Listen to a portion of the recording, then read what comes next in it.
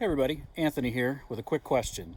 Um, I want to adjust the chain tension on my Versys-X 300, and the scissor stand that I have um, isn't quite working the way I'd like. The bike seems to be heavier on the throttle side a little bit, so no matter where I adjust the scissor jack, it the bike wants to lean to the right. Um, so I may get a wheel chock so that'll steady it. But I was also thinking there's some standard stands available now for about $100.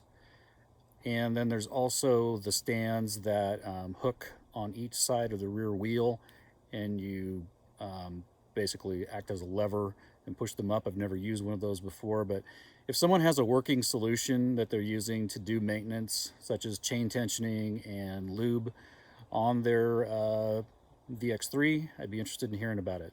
So let me know. Thanks.